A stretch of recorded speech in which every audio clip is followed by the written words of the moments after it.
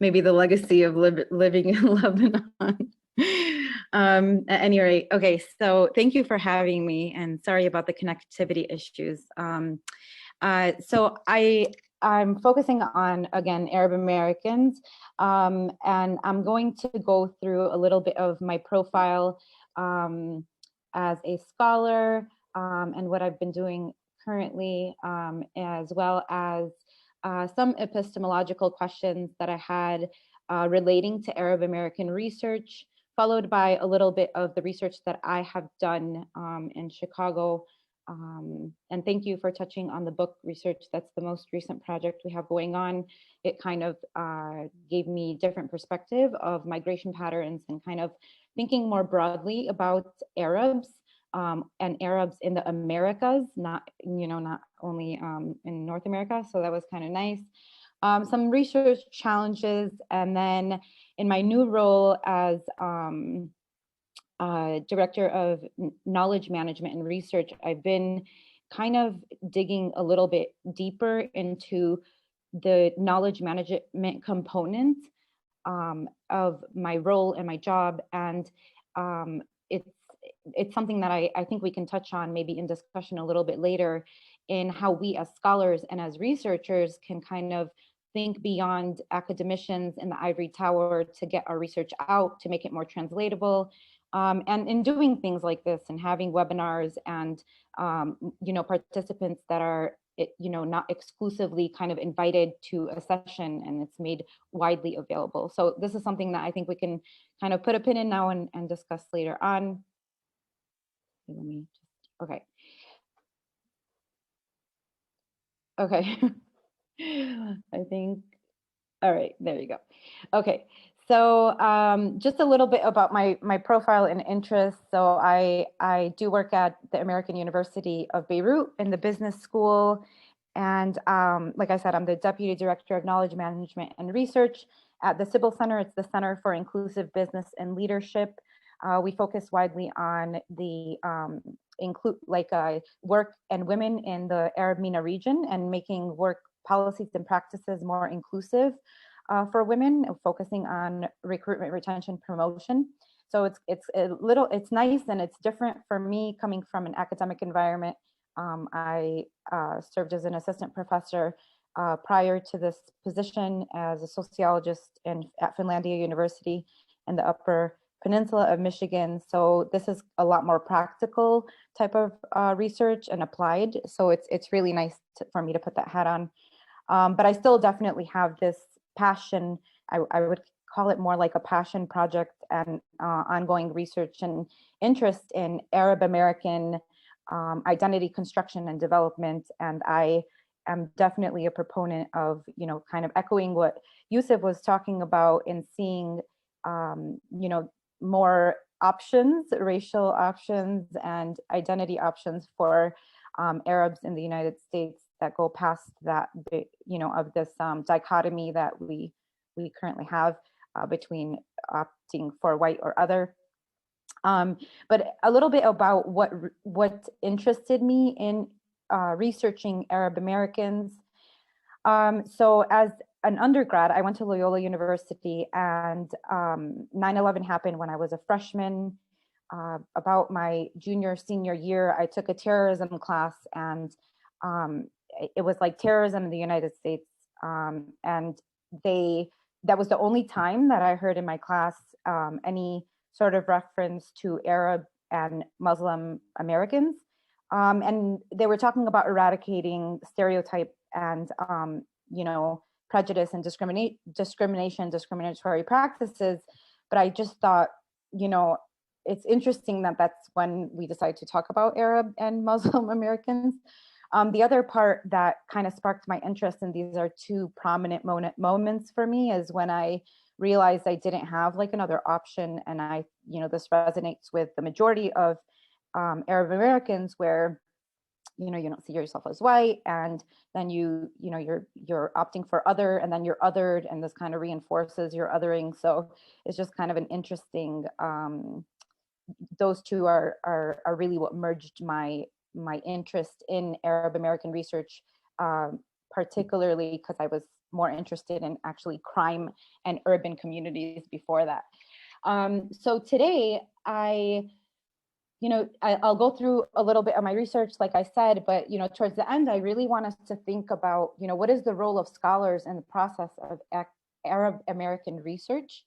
And specifically, and we can put a pin in this, but just to think about during this presentation too, what questions are we asking qualitatively if we don't have the means to ask and play with data as much quantitatively?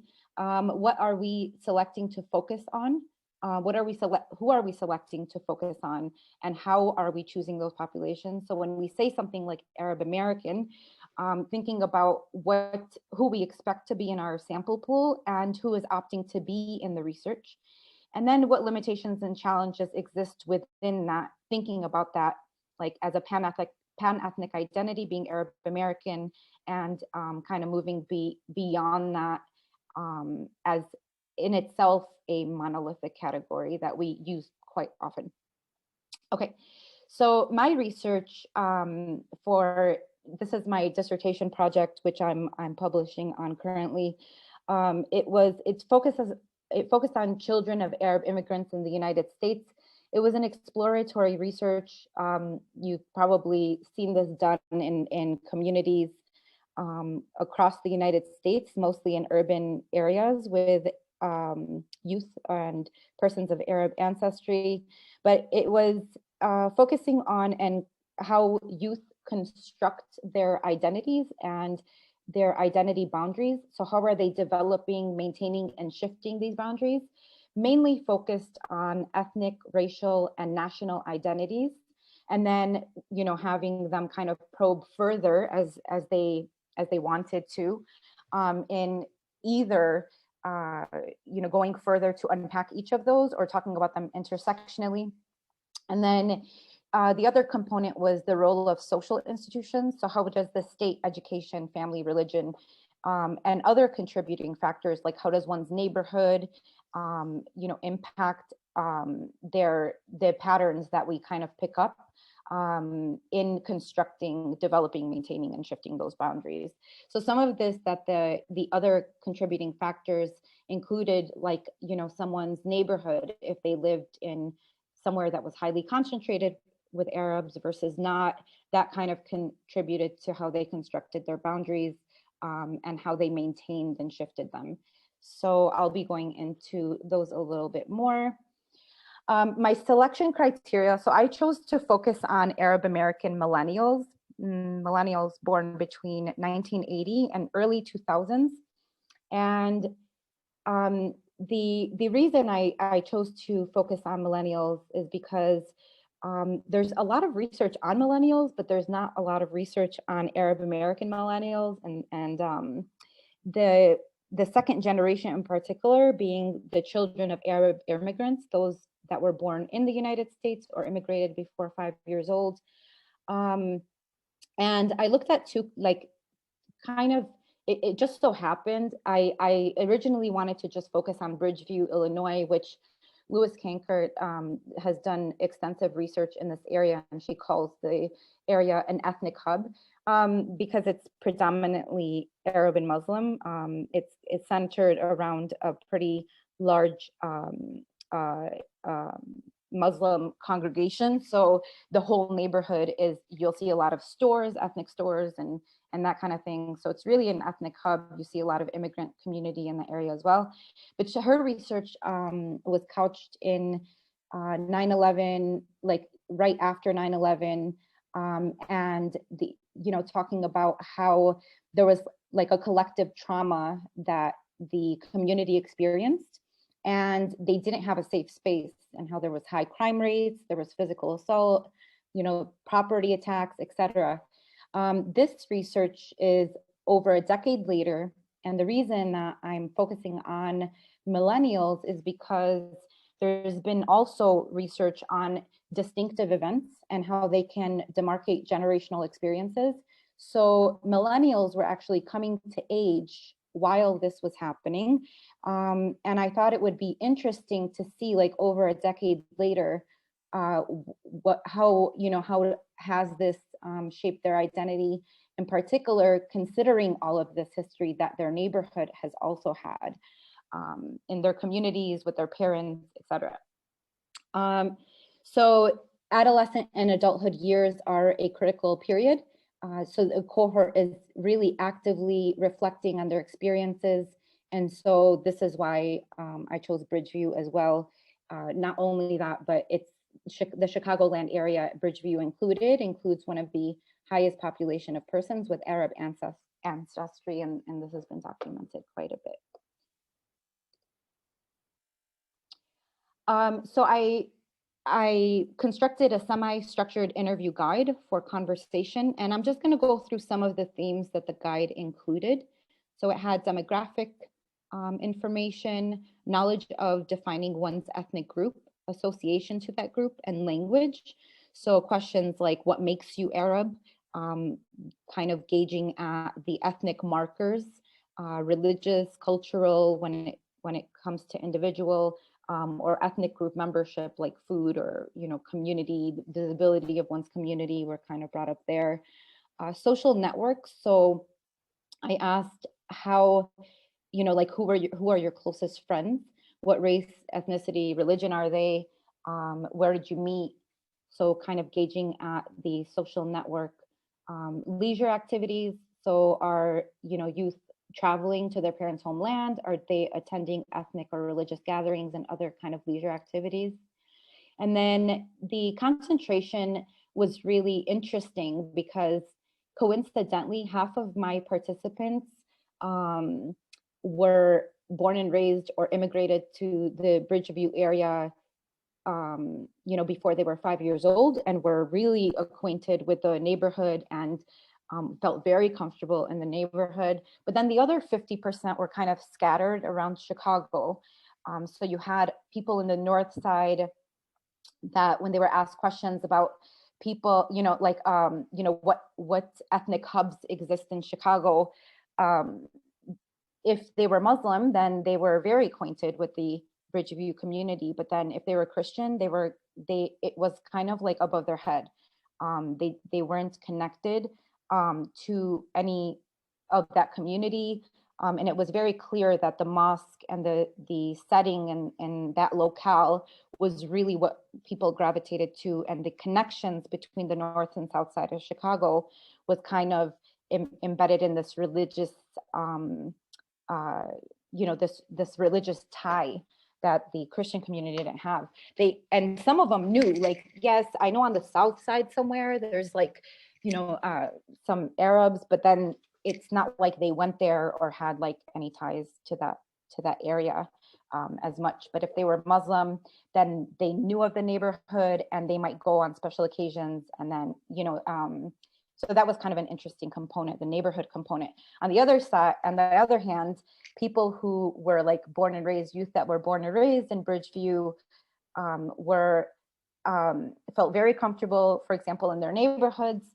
But then there was this other component of like being surveilled by, like policed by persons who were identifying, like in relation to their ethno-religious identity, who were like Palestinian Muslim, for example. And they had to navigate their social surroundings carefully. So for example, if they wanted to go to like a hookah lounge, then they knew to go to the north side of the city, because then they wouldn't be surveilled as much and they wouldn't bump into people that they know. Kind of the way that they managed their ethnic and racial boundaries.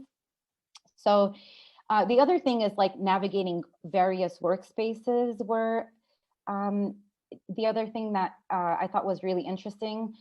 So although people from the opposite sides of the Chicago might not have known each other and had connections, if they, like the Christian community and the Muslim community, for example, or within the same area, on the north side scattered around, if they were Muslim and Christian, they tended to meet at workplaces or at school. That's the way that they kind of merged with their,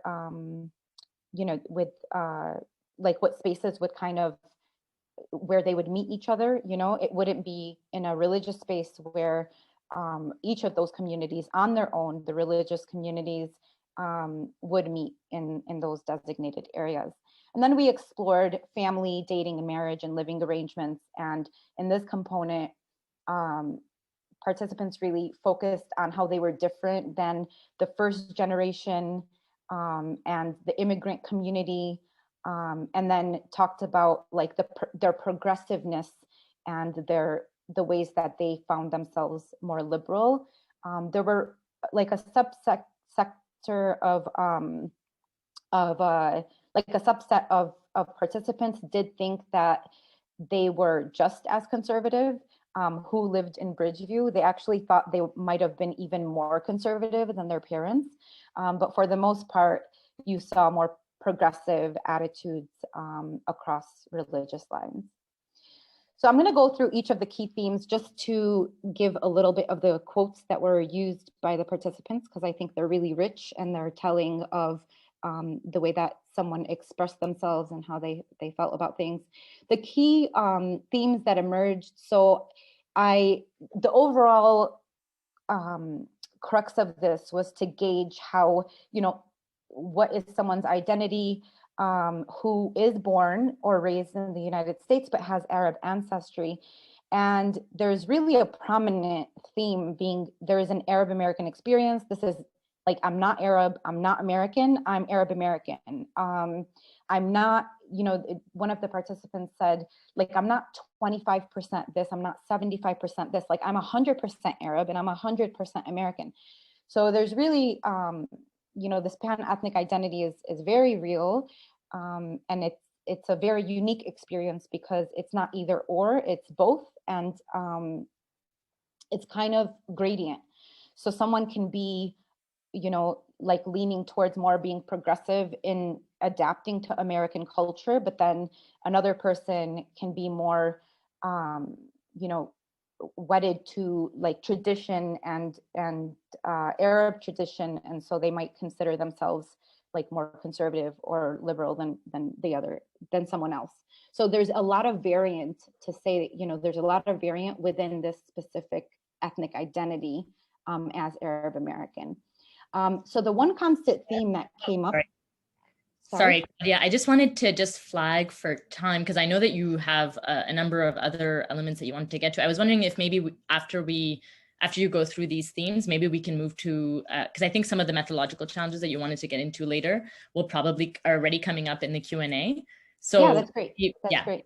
I'll go through these and then I'll turn it over to you.